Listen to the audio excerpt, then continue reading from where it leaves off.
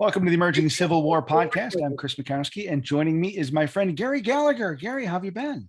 I've been great. How have you been? Good to be back. Great to have you back. I see a big stack of books behind you. I suspect that you've been spending a lot of time reading and writing. I have. I moved. I moved from my house to a condominium, and so 4,000 books didn't make the move. I brought about 1,500 with me, but part of them are back behind me, including the ORs are there on one side, of course. So I still feel comfortable. I have key friends here with me.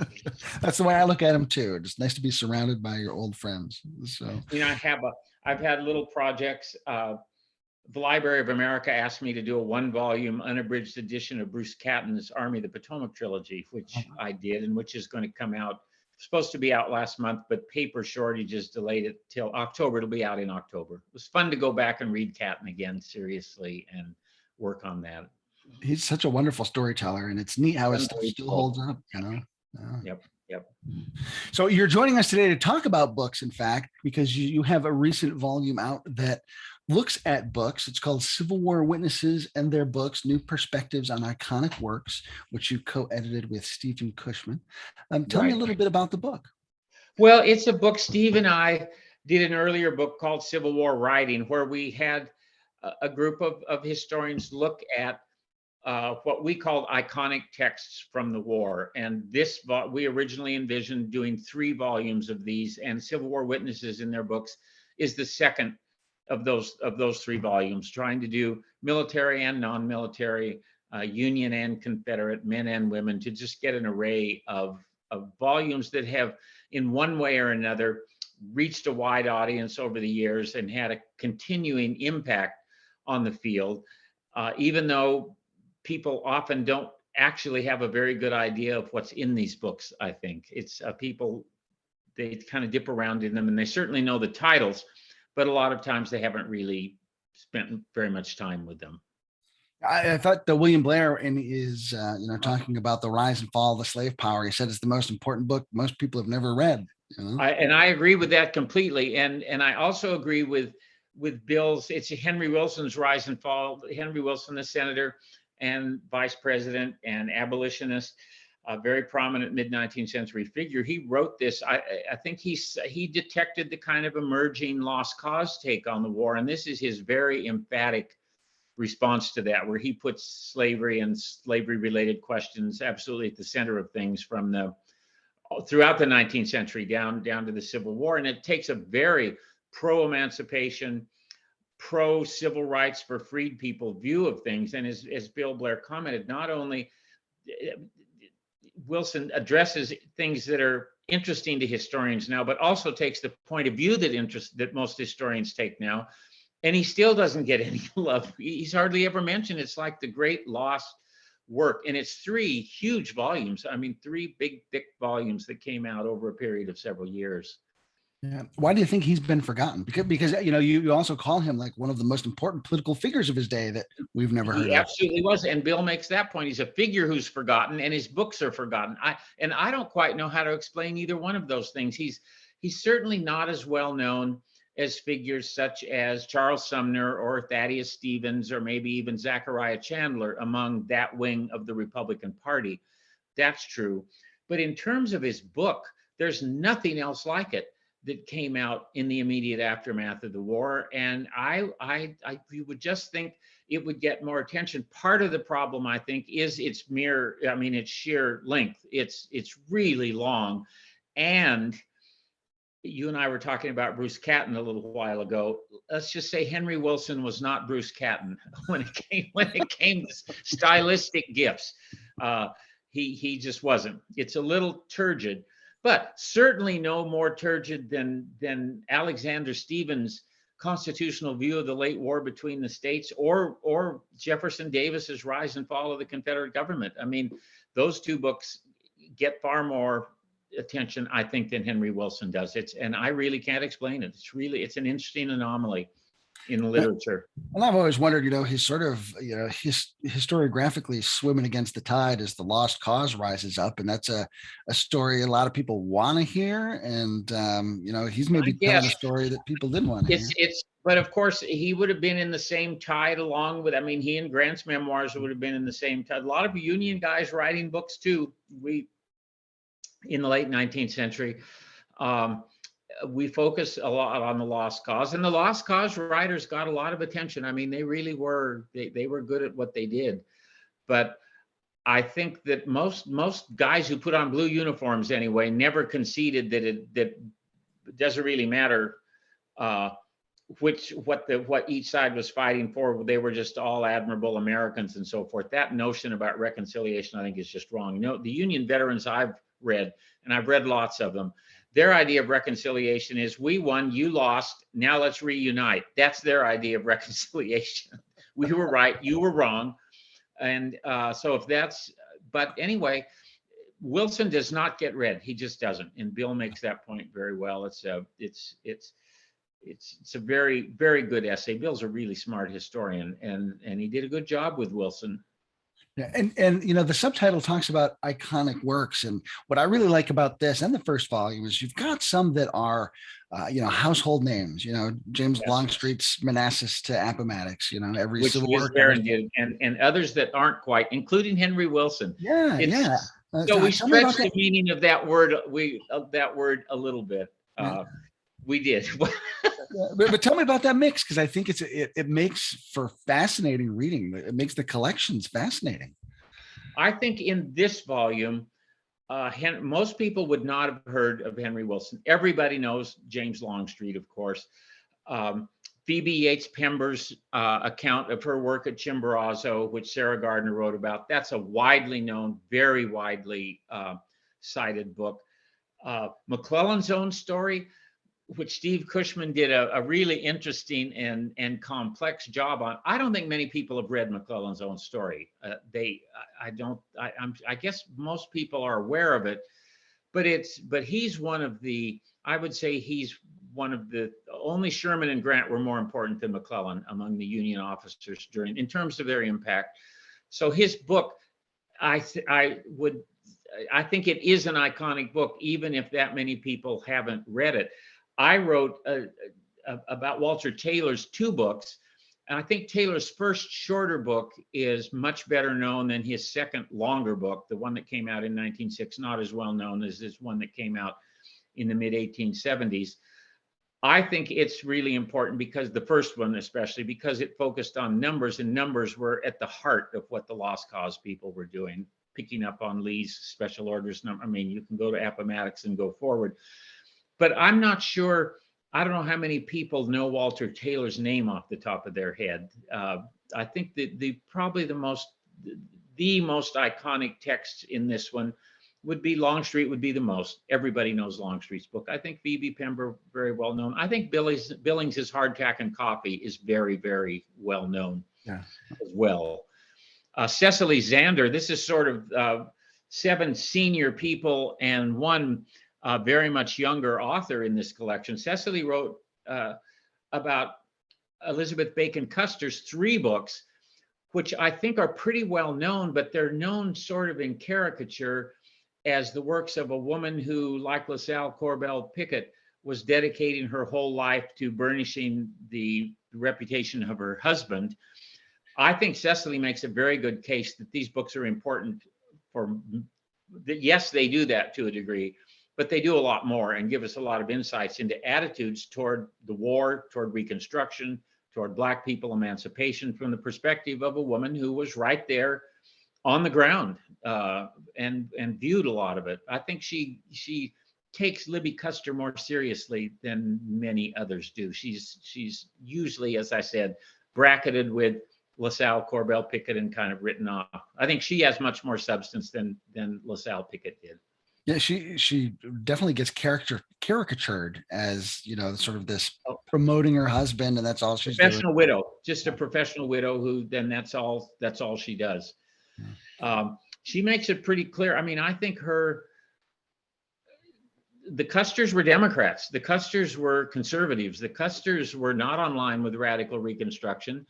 They were against the 15th Amendment. They didn't like the 14th Amendment. They reflect a point of view that was very widely held, not just within the Army, but within the loyal citizenry of the United States within a wartime context. And I think Cecily makes a good point for her books being important in that regard, and also important in that they really suggest that people at the time separated Civil War service from post-war regular Army service, dealing either with Reconstruction or Native Americans. Those are different things, and one is really to be celebrated, full of citizen soldiers. The other, very different. And people at the time understood the difference and treated regulars differently than they treated citizen soldiers. Mm-hmm. So what was it like for you as an editor to balance all these choices and voices and perspectives? And well, it was, Steve and I had interesting discussions precisely on the topic of iconic. Iconic appears in the subtitles of both of these books of essays that we did. And both of us know that for a general reading public, some of these titles would not make their list of iconic works because they've never heard of them. How can it be iconic if I've never heard of it? And so we really did talk about that. And the first one, Bill Blair and I had discussions about that as well when I first asked him if he wanted to participate, and Henry Wilson is what he said he would like to do. I just, to me, that was a great addition to this book because I see Wilson as absolutely a crucial text that comes out of the war, and iconic in terms of its importance with these big themes, and yet virtually unknown. There's a little tension going there. Liz Barron and I and Steve, we talked about how she was going to handle Longstreet. She's just finishing a biography of Longstreet. She's almost finished with it. I've really enjoyed talking to her about that. But she has a very strong, she makes the very good point about Longstreet that reconciliation is working on two levels. There's this reconciliation between the United States and the Confederacy, which Manassas to Appomattox really pushes. It really pushes that as one of its themes. But there's also reconciliation among former Confederates by the time Longstreet is writing this, because he's been at the center of all of these lost cause debates with Jubal Early as his great antagonist for much of the time. They're less reconciled than many of the Confederates and Federals are with one another, which is a thing that Liz teases out nicely in this. Longstreet's operating on a couple of interesting reconciliationist levels in that book. Yeah, one of the things that always struck me about that book is that, Longstreet, writing from the benefit of hindsight, and he's hashed out a lot of that through his conflicts with his peers, and now he sort of gets to say what he wants to say, but he's outlived most of them by this time. Yeah. But he's written for Century and written for the Philadelphia Weekly. He's published a lot before this, actually. And all of his accounts don't exactly line up either, which was good fodder for Early and some of the others who attacked him. But yes, you're right. Here he's coming in very late in the game. First edition of this came out in 1896, and so a lot of his Early died in 94. A lot of those guys are dead. They're not all dead, and some would still have their say. John Gordon, who was Keith Bohannon wrote about John Gordon in the earlier of these two volumes. Gordon would have his last say in his 1903 memoir, which is both reconciliationist and lost cause. Yeah, I love so much fun to. It's these. It is. Before we thought about memory very much, it was these books seem simpler than they are, and I think memory. I'm not sure how much more there is to say about memory, but I do know it's hard to talk about almost anything now without bringing that dimension of okay, yeah, that's what happened, but now how did they explain it, and how did those explanations gain great currency, often more currency than what actually happened? It's hard to write about the Civil War now without taking memory seriously, and of course that's really the reason that these books of essays made sense in the first place. That's basically what they're doing. Yeah. And to me, you touch on a really important point there that, once upon a time, these were seen in more simplistic terms as texts, and now we're sort of teasing more out and having deeper understandings of them. And, as someone who spent your whole career working in and out of these sorts of books. How have you seen that kind of your own understanding It's evolve? happened with myself, of course, very dramatically. I read these books for the first time when I was really young, when I was a boy during the Civil War centennial. And I promise you, when I read James Longstreet, the word reconciliationist was not bouncing around in my mind. I was just reading it through Longstreet's eyes. This is Longstreet's war. Oh, look, Lee's coming up to him at Antietam and saying, "Here's my old war horse." That's pretty cool. Just before Pickett, what I would have called Pickett's charge when I was a boy, there he is talking with Porter Alexander, and where's Pickett? And I mean, that's what that book was to me then. So, and even a few years after so that's the book for me when I'm 11. But if I read it when I was 25, I would still have been reading it pretty much the same way, although with a little more sense that there were these debates after the war among former Confederates. But it's that we read all of these with different eyes. I, for years, was aware of Walter Taylor's first book, but not really his second book. And it's just, I just spent a week with a group of teachers from many states around the country, which I love doing. Do it every summer, and we had a whole week to talk about the Civil War and how to teach the Civil War and so forth. And one of the themes in that week for me was that the most important thing I've learned in all my years as a historian is that no matter how complicated I thought something was, it's more complicated than that. And the more you learn about, just when you think you have something down, then you read something or do a little research and think, damn it, I have to change my lecture again on that because I just didn't have that right. I didn't have that right. And that is, I mean, that really is it's both vexing and rewarding to be a historian and have to constantly deal with complexity. And of course, nowadays, in our current political atmosphere, nobody wants complexity. People want a sort of cartoon version of the past. Just tell me who the good guys were, tell me who the bad guys were, so that I get that straight, and then I can hate them and like them and characterize the Civil War in 35 seconds and then move on. I mean, that's kind of where we are. It's really troubling to me, really troubling. I wrestle with that myself. And it's just, to get back to that old, cliche of black and white versus shades of gray. And, the shades of gray to me are endlessly fascinating. But it's, and they're also what it's really about. Yeah. That's the other thing. And to pretend otherwise, I mean, it's just, but that is what the great press is now. I mean, I'm sure you get it all. Well, anybody who deals with history, whether writing or meeting with the public or doing you wear all these different hats that you wear, it just comes up constantly. And people just, you can see their eyes glaze over when you say, well, but here, you need to complicate that. They don't want to complicate it. Don't mess with my nice, clean narrative. I've got it down. Leave me alone. And it's not that simple. It really isn't. Yeah. The joy and the fun of it for me is getting into that gray area and just keep finding new layers of gray. And there are new layers of gray, and that damned movie has almost ruined our ability to use shades of gray now. Because maybe most movies don't last very long, but Shades of Gray is really what it's about. That is really what it's about. And you find these characters, they're complicated just like all of us are.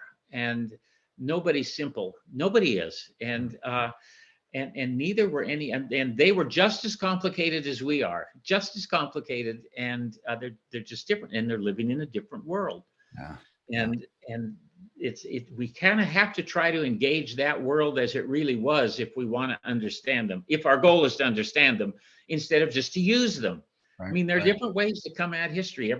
Maybe you just want a usable past, and then you can cartoon it up and deploy it as necessary. But if you want to really understand the past, you need to engage it as it was to the degree that we can. I think that we can recover it. And that's I mean, when I was working on Taylor, people went to Taylor once they decided that numbers was going to be the way to go. And Lee decided that very early on, and so did others. He's the numbers guy. He's the one who did the returns. So who's got the numbers? Walter Taylor has the numbers. So let's let Walter Taylor wade in on this.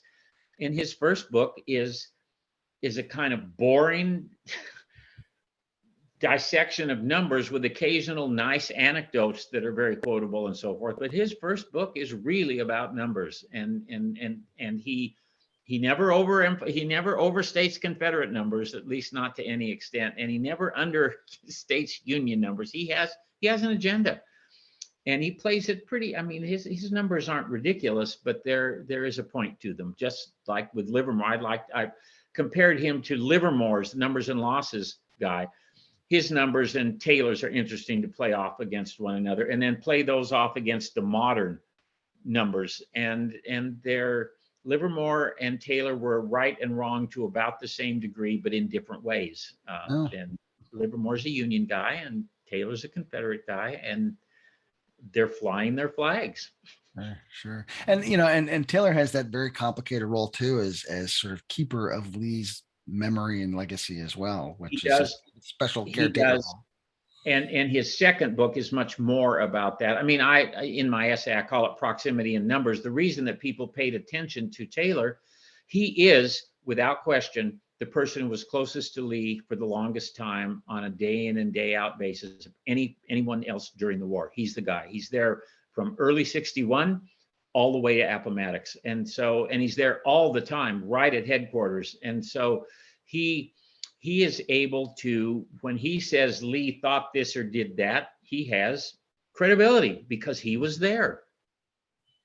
When he talks about numbers, he has credibility, especially among former Confederates. So that's it. It's the fact that he was close and that he dealt with numbers. You have to pay attention to Walter Taylor. And his second longer book has a lot more anecdotal material about Lee. I really think that when Taylor speaks for attitudes at headquarters, you can infer that he's giving you Lee's attitude. I really do believe that. He also bequeathed us a great set of letters that have been edited as Lee's adjutant. And so you can, and I did this in the essay, you can compare what he's saying in his books to what he was saying in the letters at the time. It's a very nice way to do a sort of check on him. And the themes, he's pretty consistent. Very unhappy with Lee a lot of the time because he felt overworked, felt that the Army was understaffed, which it was. Lee didn't pat him on the back and tell him he was wonderful enough. He got very upset about that. That wasn't Lee's style. Yeah. And whenever Lee would give him any kind of praise, he just would sort of dissolve, just loved it. But Lee didn't give much of it. Yeah. The thing I've always found too with Taylor's books is I don't think as a prose stylist, he's particularly elegant. He's not. You look for that quotable line and he just does not have a lot of good quotable lines. He doesn't. There are some, and there are anecdotes that you can pull out of it that are good, but in terms of actual quotations with real punch, very few and far between in Walter. There's nothing like John Gordon, for example. Gordon is such a,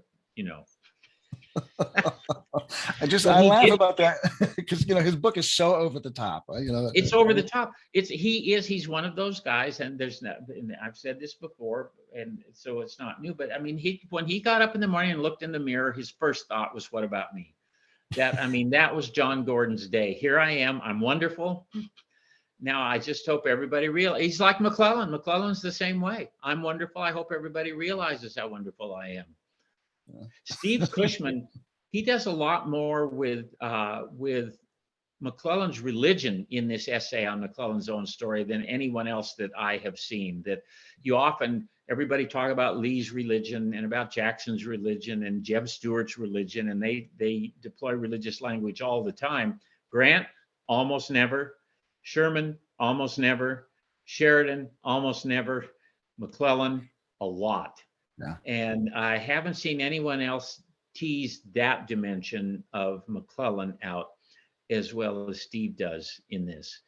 He almost made me, for a minute or two, I almost didn't just find McClellan abhorrent when I read Steve's essay. And usually that's my reaction. I just can't stand him. He's so full of himself. He's just I want to find a way to like him, just to try to do justice to him, because he's one of those characters, like you say, he's just so easy to dislike.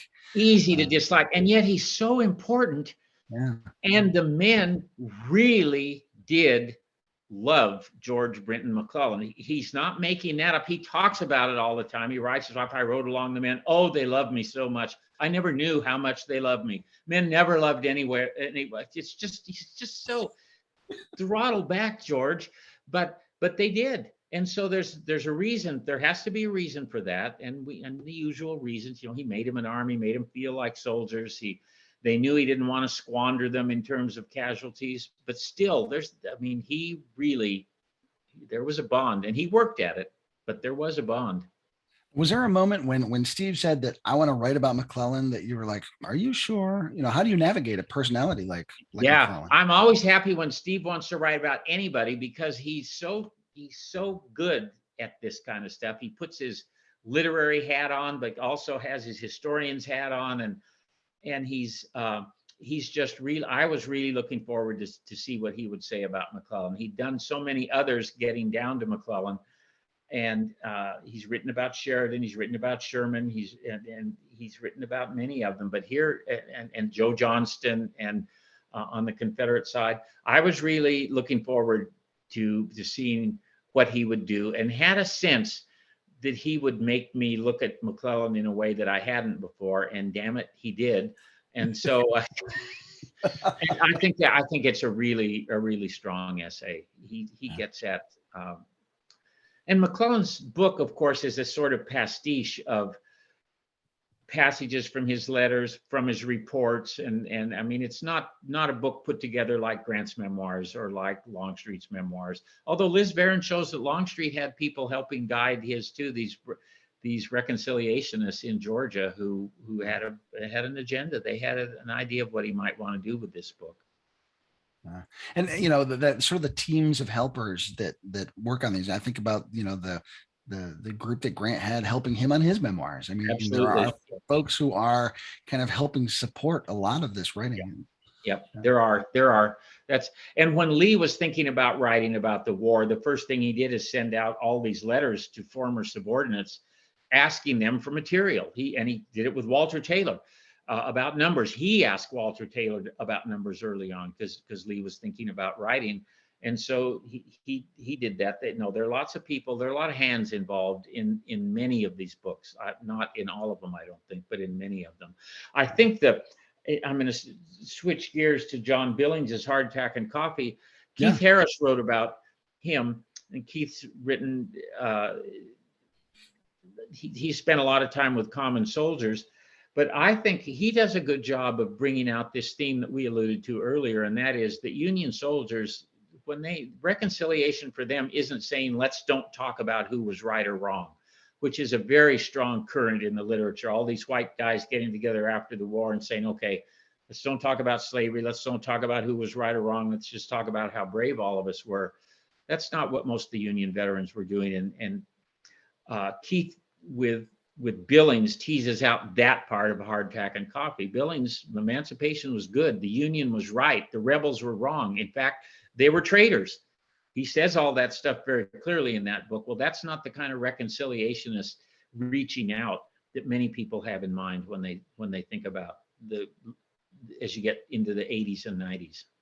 Yeah. And you talk in your introduction about, just this torrent of material that people were writing because the war was such a central and life-changing event. And so we just have this documentary evidence on so many levels and layers to try to sort through. The first event like that in our history, there's nothing like it before. I mean, it's just nuts. I mean, you have many millions of people. They're virtually all literate. All the white ones are literate, involved in events they think are important, and away from home. So you get a lot of letters. In the midst of the war, you get more diaries than you probably normally would have gotten. And then you get this urge toward retrospective, making sense of what they'd been through. You get the early round of regimental histories that do a lot of that on the Union side, far many more than on the Confederate side. But yeah, this idea that the common soldiers don't have anything to say until much, much later isn't quite accurate, because they kind of have their say in a lot of the regimental histories, or at least their voices are there.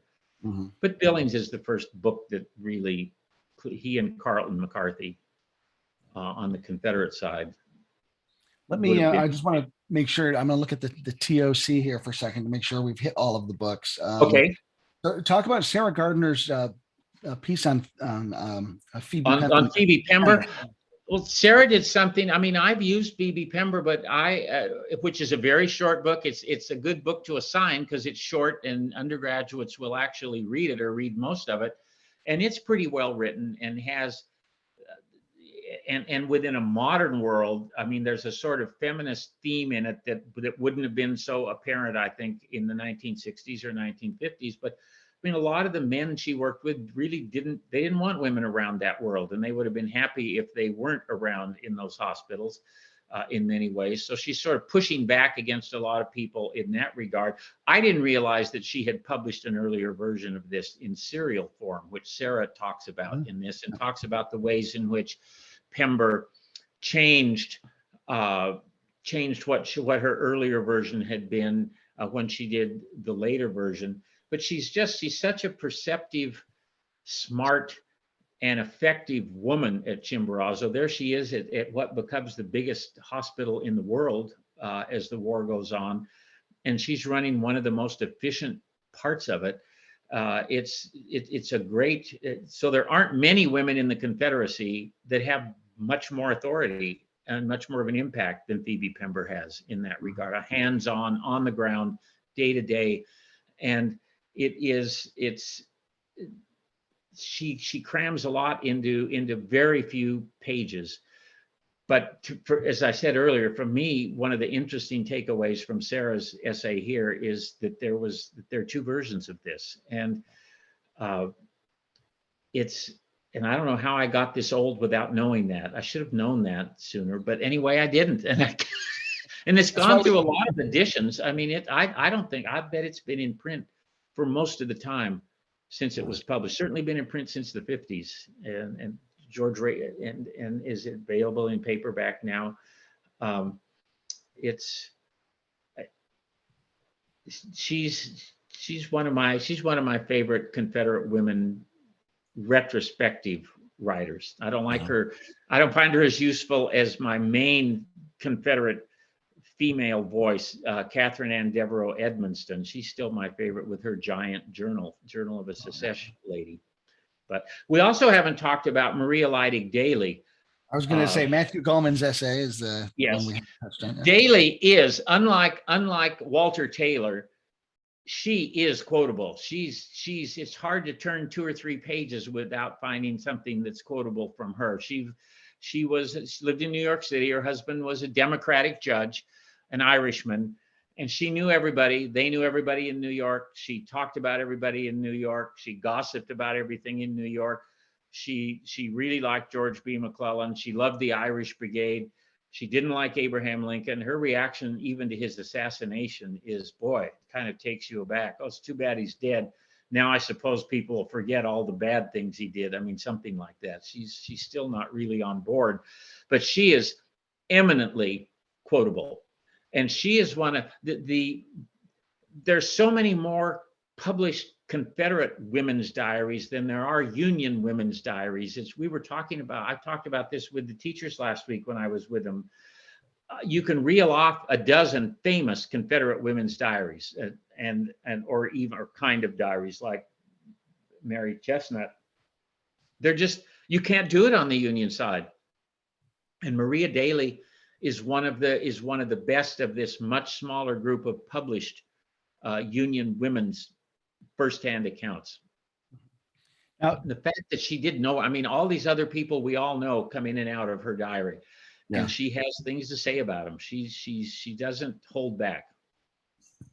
Now, it wasn't published till the 1960s originally, so again, we fudged the fine on iconic there. It's not iconic in the way from Manassas to Appomattox was, or Walter Taylor was, or Hardtack and Coffee was. It's much, much later to the party than those other books. But there again, I think it goes back to that conversation you create within the book among the essays and the different sorts of people you bring to the table. I think that's really important. Yeah, absolutely. You do mention in the foreword that there were no African-American voices in this volume. Not in this one. We originally had 2 that were going to be in it, and the authors for both of those pleaded schedules that were just hopelessly overcrowded, and could they put this off? And if when somebody says that, what are you going to say? No, put everything else off and do this essay you're not getting paid for. No, that doesn't work that way. So of course you graciously say, okay, I understand. Of course I understand. We'll get you for the next book. So yes, there were 2 African-American voices in the first one, Charlotte Fortin's diary down in the Sea Islands, off South Carolina, which is a great diary by an upper class, very well educated, free Black woman from a prominent Black abolitionist family in Philadelphia. And then Liz Barron looked at the Black Phalanx, which is one of the main accounts of African-American men, Wilson's book on African-American men in USCT units. So we had 2 in the first one, none in this one, although we thought we were going to have 2. And then so it's just the way it works out. There's always a juggling in the end. And I was highly sympathetic to your comment about scheduling problems made these 2 unavailable. I was like, I am right there with you. And sometimes, yes, and sometimes, of course, you find out late that because nobody wants to say they're not going to do what they've said they would do. Right. And then finally, the wall is right here, and so they say it, and so then the whole thing gets pushed down the road a little farther because, I mean, you know how this goes. Yeah. But which is another reason why the number of the books of essays that I've edited are now, I've reached the end of that road. There will be no more of those. It's each one takes a few months off your life, I think, and even though, I mean, I think there's wonderful stuff in books like this. They're very hard sells for presses now. I mean, publishers don't, in the publishing world of today, it's hard enough for almost any book, but books of essays are a very tough sell. And so it's just a different world. Yeah. There's Oh, go ahead. No, I was going to say, and it's not going to, I don't think we're going to go back that way either. It's in the past, when I did the military campaigns of the Civil War series at UVA for a number of years, did 10 of those, and Carrie Janey's, because she's done 2 since then. I mean, those initially, and they all sold pretty well, but the earlier ones sold way more. It really was just a different world of books back then. The books would sell thousands of copies then that might sell 1,500 copies now, or some university presses, if a volume sells 500 copies, they're happy with it. And of course, I don't know exactly what all factors go into that, but who cares? All I know is that's the reality. You probably have 5 edited volumes in progress right now, but it's. I do actually. No, I'm not surprised. Huge juggling act. A huge juggling act. Yes. Yeah, but there will be a 3rd volume in this series you did mention.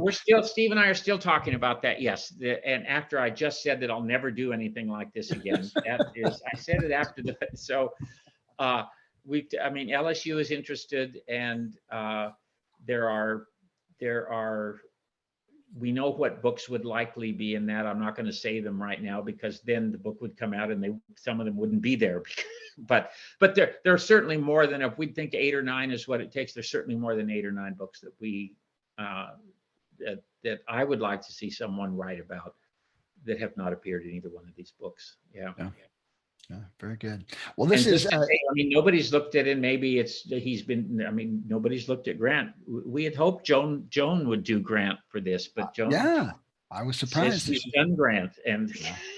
I love her Grant stuff too. Her Grant book is I do too. Yeah, that's right. I'm going to tell her that you think she absolutely should do Grant for this, and we'll see if that'll persuade her. But she's pretty strong about that. It's some people are. I mean, you can revisit some people endlessly. I mean, they're that important, and people bring fresh sets of eyes to the same text, and they see things. It's like Cushman with McClellan. I never even thought about McClellan and religion. Literally never crossed my mind that would be one thing I should have in mind when I read George B. McClellan. And I thought McClellan was his religion. So his primary religion. That's right. Yes, he was his primary religion. His primary religion. Yes, that's. This collection is Civil War witnesses and their books. And the first volume was Civil War writing. Both of them talk about new perspectives on iconic texts. And they're just great collections, Gary. I've really enjoyed the chance to read through both of them and pulled a lot. Well, I appreciate the chance to come and talk with you a little bit about them. It's been fun. And these are essays kind of for bibliophiles, which I have been my entire life. And there's just something about going back to these kinds of books. You can have a historian's hat on, but also there's just some other part of you that's fun to go dip into these books again, to dip into books, kind of old friends, and find new aspects, new facets of old friends. Yeah, that's a great way to look at an old book for sure. Gary Gallagher, thanks for spending some time with us today. I appreciate the invitation. Thanks so much. Thanks, Gary. Bye-bye. Bye.